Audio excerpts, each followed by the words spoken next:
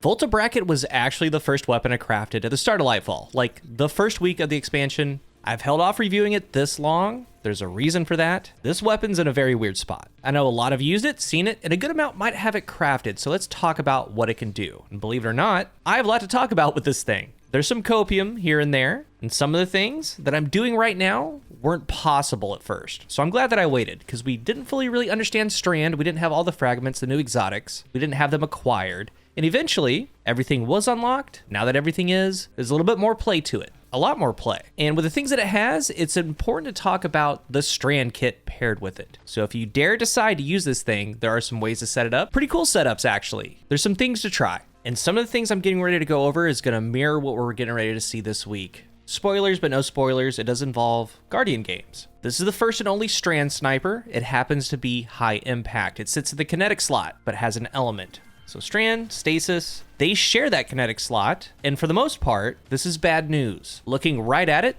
Volta Bracket deals 25,030 to the head, and then we have the Bite of the Fox Kinetic dealing 28,748. Since it's Strand, an element, Kinetic just wins. Kinetics deal 15% more damage, and you can think about that a number of ways, like a Kinetic Sniper essentially has Golden Tricorn ×1 at all times over a Strand Sniper. It always has Frenzy at all times, the 50% Vorpal when compared. 15% is a good amount, it's no joke. And a side note, Bungie, maybe we can change that around a little bit. Match game is gone. All mods tied to elements are gone. No high energy fire, no warm mind cells, nothing like that. Just consider, I digress. With that being said, that doesn't mean we can't build something, put something together, and have some fun with it. It does bring some things to the table. High competition in this slot, just high impact wise. We just talked about Bite of the Fox. It has Vorpal. And of course, it's just one of those things. Succession exists. It's kinetic. Reconstruction Vorpal. Reconstruction firing line. It's got a tough hill to climb. Every stat that it has, and I mean every stat, is middle of the pack. The frame, of course, inherently is expected. We have low handling, low stability, low reload. It's not bad though, just average across the board. I first want to talk about PvE application. We got a 3-round mag, can max out at 4. You can put on a mag option, put on backup mag. Since it is Strand, it does shine and play the best with the Strand kit. So the first thing to point out combination-wise, the safest, triple tap firing line. But the worst part though, again, firing line, 20% more damage. You can use just a base kinetic Bite of the Fox, throw on a boss spec, major spec, you're right behind it. That's not even taking into account the perks that it could get, Vorpal or Succession's firing line. So I personally believe that a different route is warranted. I want to talk about Cascade Point. Final blows are sustained precision hits with another weapon, increases this weapon's fire rate for a short duration. The pairing perk is Triple Tap or Envious Assassin. With Envious Assassin, and you're going to see here in a second, I was using Trinity Ghoul, and Trinity Ghoul is perfect to pair with this weapon. It shoots 3 arrows, so 3 straight crits. It immediately procs Cascade Point, and of course, you have Trinity Ghoul doing Trinity Ghoul things, just mowing ads around, helping Envious Assassin. It's like the perfect pairing. But anyway, let's just break this down very simple. Here's the deal. Cascade Point, night and day difference fire rate wise. And you've been seeing Cascade Point going off. You can get off about 5 shots. If you have it enhanced, possibly 6. But when you start looking at its base fire rate, we see a noticeable difference. And how it kind of lines up and matches, you can get off 4 shots of Cascade Point, and the base gets out 2 shots.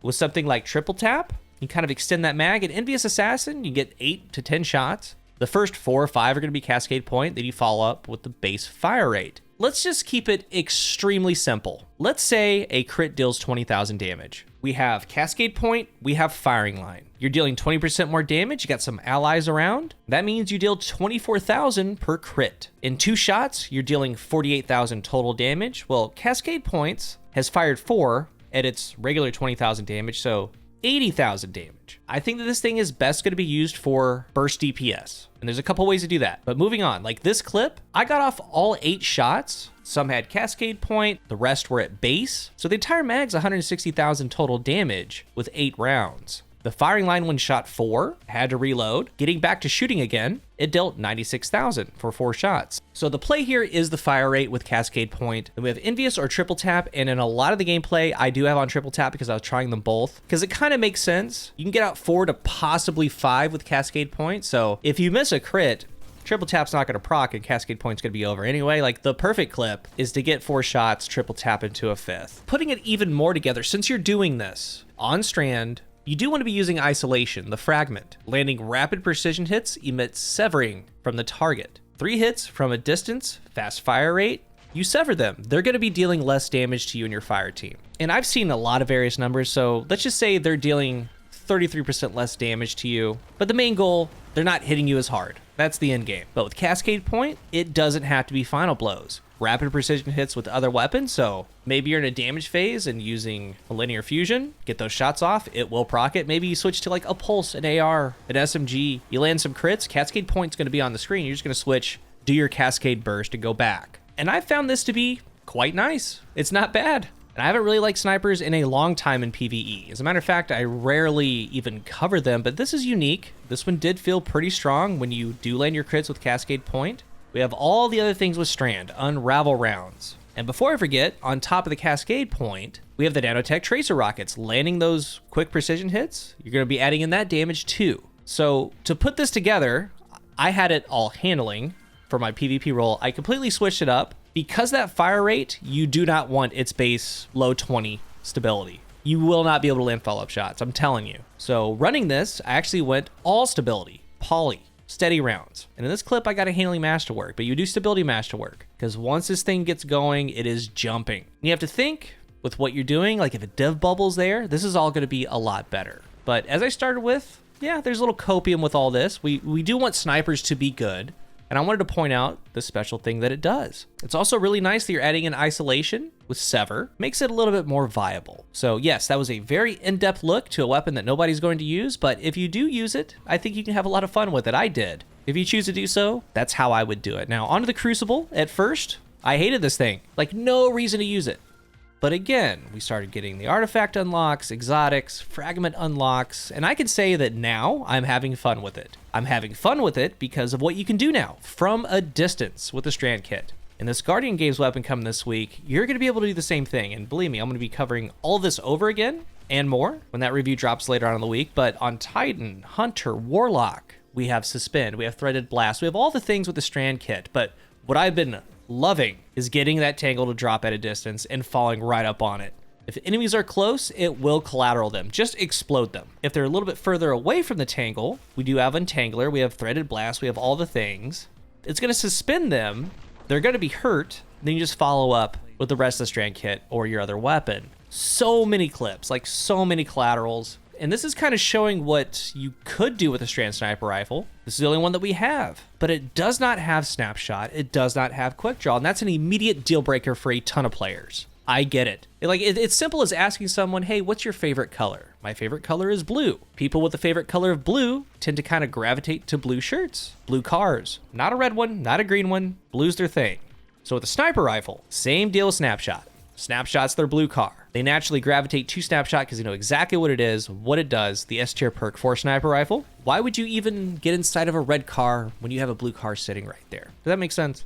A ton of snipers have snapshot opening shot, or different variations. Snapshot, no distractions. We got a ton. Too many to list. And there's just competition everywhere. 1K, ISOL, Borealis, whatever. So we got perks like opening shot here. We have keep away opening shot, keep away under pressure.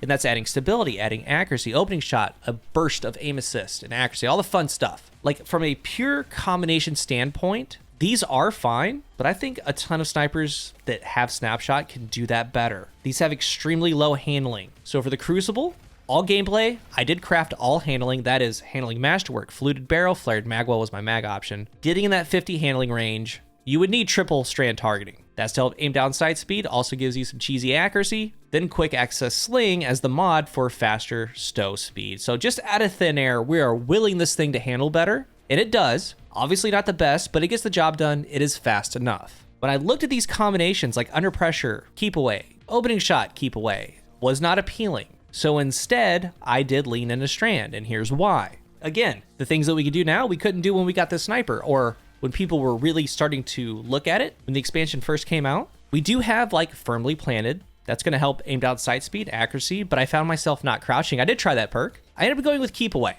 You are going to be 15 meters and out, so you get some range, but you also get just free accuracy. But I then went with hatchling, and you've been seeing it. It goes with the kit, a number of fragments, making the threadling travel further, do more damage.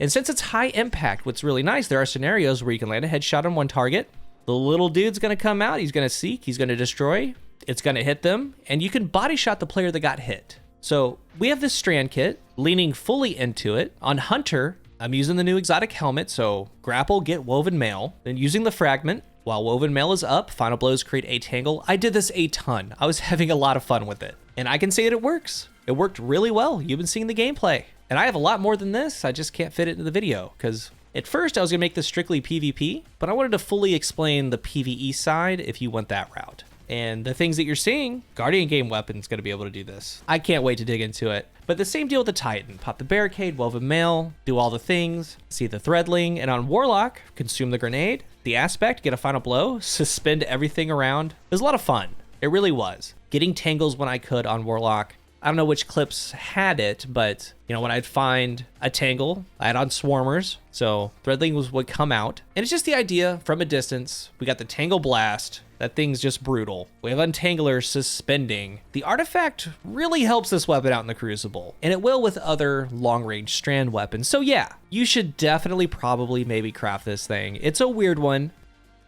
but it does have some play when you work with it. If you're new here, remember to hit the subscribe button. And if you are subscribed, thank you so much for your support. Let's talk about Volta Bracket down below. What are your thoughts on it? What do you like or dislike about it? Thank you for watching, and until the next one, I am CoolGuy.